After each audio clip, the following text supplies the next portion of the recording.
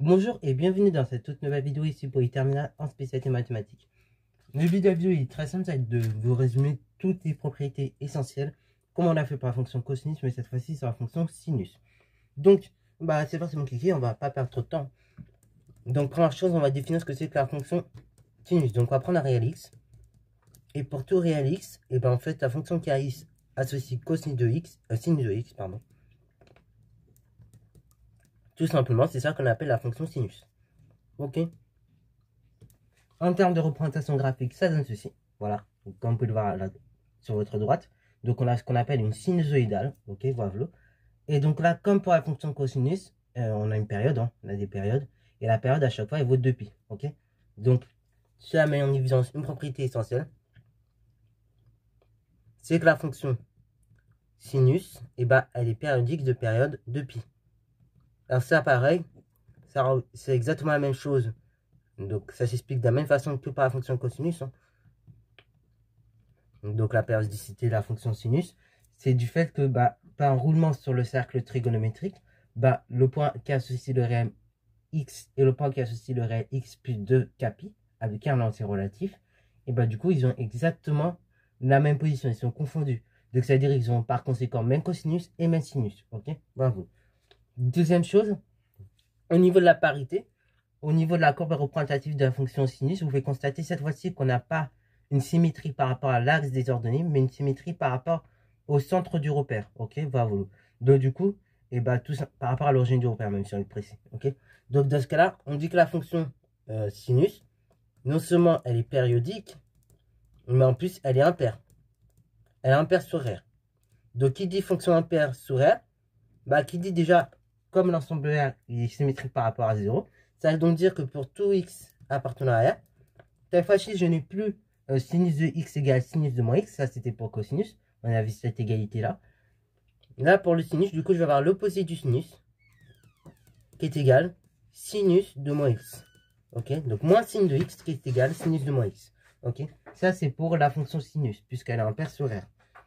Voilà. Donc, ça, c'est les deux éléments essentiels dont on a besoin d'une part quand on parle de la fonction sinus. Ensuite, quand on va parler de la fonction sinus, à un moment donné, on va être obligé de parler dérivabilité. Ok. Donc, là, c'est une propriété essentielle qu'on va démontrer dans quelques instants sous vos yeux ébahis, comme pour la fonction cosinus. Comme pour la fonction cosinus, la fonction sinus, on dit qu'elle est dérivable sur R. Et donc, la dérivée de sinus, c'est cosinus. Là, pareil, exactement la même explication que pour la vidéo sur le cosinus. Hein. Si vous voulez retrouver facilement vos dérivés, très rapidement, même au brouillon comme je fais, vous tracez un cercle trigonométrique. Donc, vous imitez bien l'axe des cosinus. Donc là, vous avez cos de x. Là, vous avez son opposé, moins cos de x. Après, vous mettez pareil envers l'axe des sinus. Donc là, vous avez sinus de x. Et en bas, vous avez son opposé, moins sinus de x. Ok. Donc, une fois qu'on a mis tous ces éléments-là, si je veux retrouver facilement mes dérivés, c'est très simple. Je vais tourner dans le sens horaire. Donc, si je veux la dérivée de sin, je tombe sur cos. Si je veux la dérivée de cos, je tourne dans le sens horaire. Donc, ça fait moins sin. Si je veux la dérivée de moins sin, je tourne dans le sens horaire, ça fait moins cos. Et si je veux la dérivée de moins cos, ça fait sin. Ok. Et ça, donc, en tournant dans le sens horaire, on trouve comme ça toutes les dérivées. Dans l'autre sens, du coup, quand on fait le processus inverse, donc quand on va se tourner cette fois-ci, non plus dans le sens horaire, mais dans le sens trigonométrique ou anti-horaire, on va donc trouver comme ça une primitive de chacune des fonctions. Donc là, une primitive par exemple de sinus, c'est moins cos. Une primitive de moins cos, c'est moins sin. Une primitive de moins sin, c'est cos. Une primitive de cos, c'est sin. Ok. Évidemment, je dis toujours une primitive. Hein. Là, pareil, on a expliqué la raison pourquoi dans le chapitre 8. Ok, donc on pourrait revenir dessus également. Alors, c'est parti mon kiki, on va démontrer cette propriété. Et avant de le faire, donc un certain nombre de choses qu'on va admettre. Donc, première chose, c'est la formule d'addition. Sinus de A plus B, du coup, c'est égal à quoi? C'est cos A fois sin B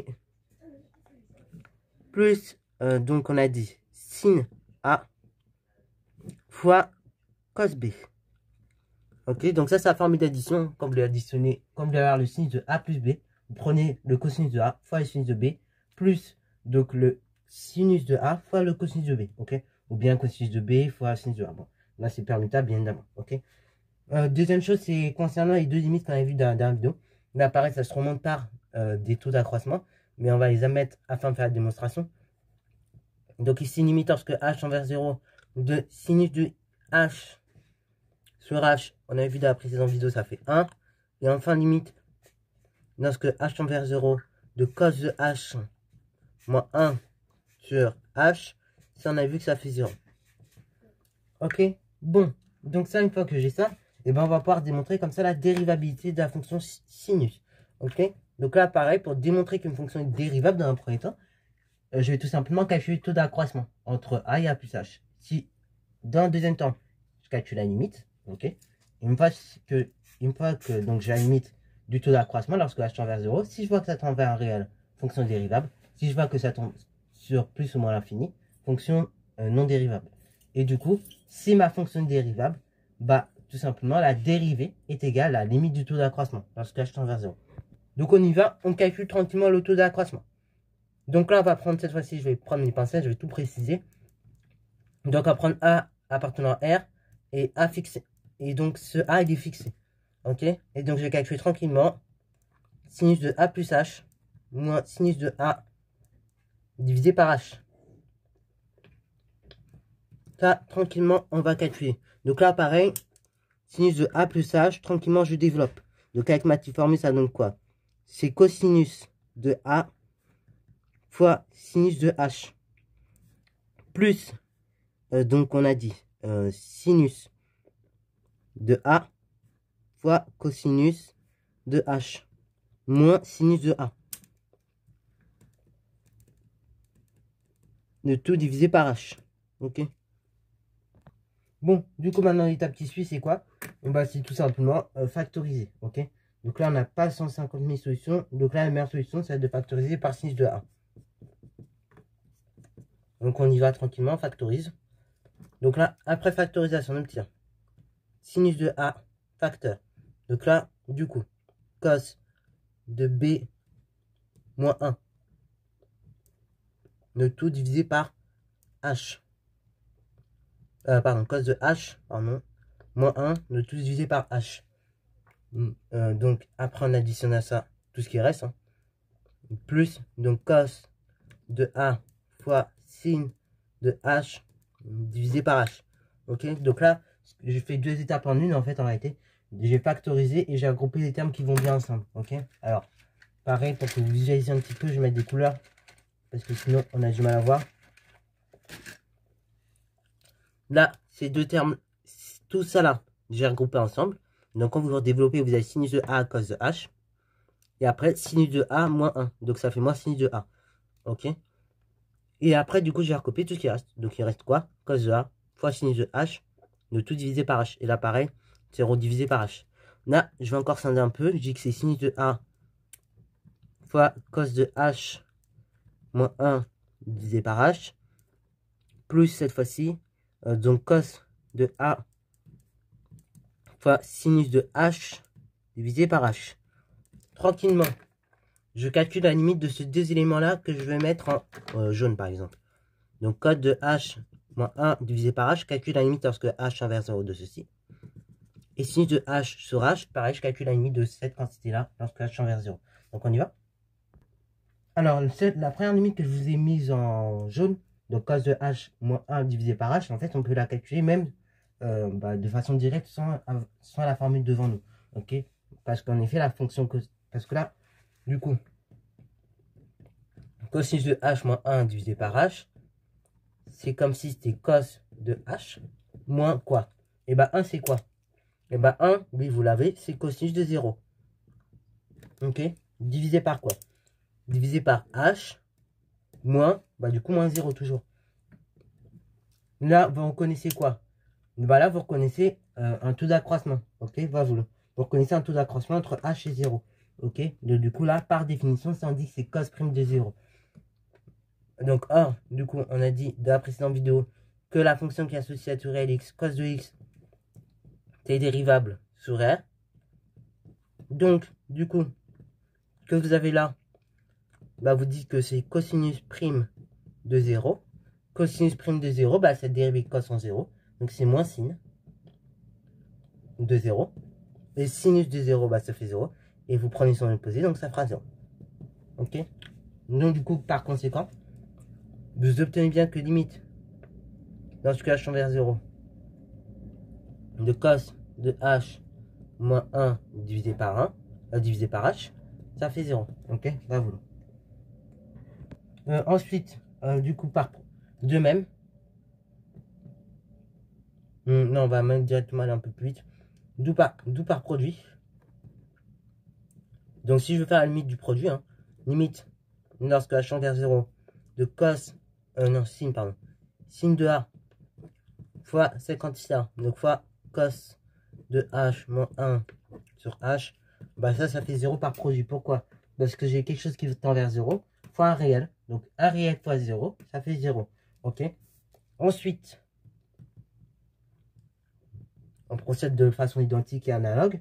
Je calcule la limite de sinus de h, sinus de h sur h lorsque h tend vers 0. Donc ça, on va être obligé de la mettre parce que sinon, on va pas pouvoir finir les mots proprement.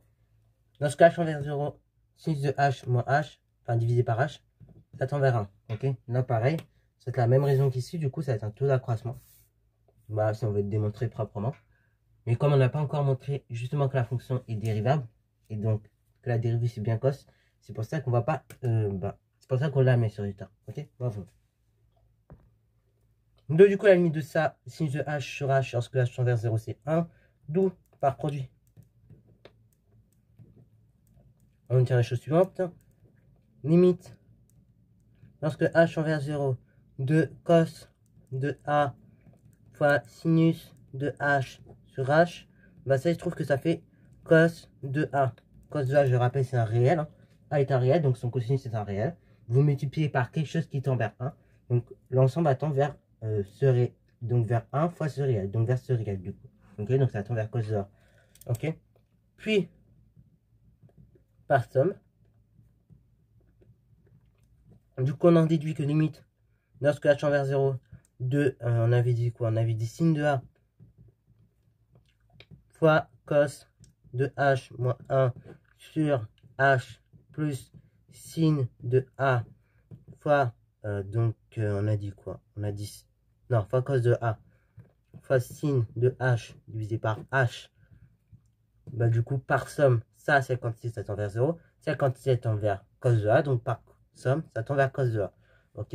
Et donc ça, c'est égal à la limite, lorsque h tend vers 0, du taux d'accroissement de la fonction sinus entre a et a plus h. Ok? Donc là, ça montre deux choses, ceci. Ça montre que votre fonction sinus est dérivable, puisque vous avez la limite d'un taux d'accroissement qui est égal à un réel. Cos de h a, c'est un réel, donc son cosinus est un réel. Donc vous avez bien une limite réelle et finie, donc du taux d'accroissement, ce qui signifie que la fonction est dérivable. Et du coup, comme la fonction est dérivable, et bah du coup, ça veut dire que tout simplement, la limite du taux d'accroissement lorsque h tend vers 0, bah, c'est la dérivée de la fonction. Ok, donc dérivée de sinus, c'est bien cos. Pour finir, donc, là, pareil, pour les mêmes raisons que précédemment, et bah, que pour la fonction cosinus en tout cas, du coup, on a vu que la fonction sinus est périodique de période 2π. Ce qui signifie donc que pour étudier la fonction sinus, on ne va pas l'étudier sur tout R, parce qu'on aura toujours le même comportement ici redondant, mais on va l'étudier seulement sur un morceau. En particulier, on va l'étudier du coup sur un intervalle d'amplitude 2π. Donc ça peut être 0,2π, ça peut être par exemple de ce cas précis moins π et π. En tout cas, c'est sur un intervalle d'amplitude 2π. Ok. Donc on va pouvoir en déduire deux choses, les variations et donc le tableauting. Alors, on va même pouvoir le faire en 3 temps d'ailleurs, si vous voulez bien. Ok, donc on a x, on a moins pi et on a pi. Ok, alors je vais mettre le tableauting de la dérivée, qui est cos du coup, qu'on avait déjà vu précédemment. Donc on a vu que ça s'annulait en moins pi sur 2 et en pi sur 2. On a vu qu'avant c'était négatif, positif, négatif et ensuite négatif. Ok, donc pour les variations de sinus, et bah du coup ça va donner quoi? J'ai une fonction, j'ai une dérivée négative. Ce qui veut dire j'ai une fonction qui décroît entre moins pi et pi sur 2. Donc ça va donner ça. Ensuite j'ai une fonction qui est une dérivée qui est positive. Donc ça veut dire ma fonction croît. Dérivée négative, donc j'ai une fonction qui décroît. Ok, donc ça va me donner ce tableau de variation que vous voyez là, un peu dans tous les ordres. Ok. Du coup, en moins pi, et bah, tout simplement, qu'est-ce que vous allez avoir pour le sinus?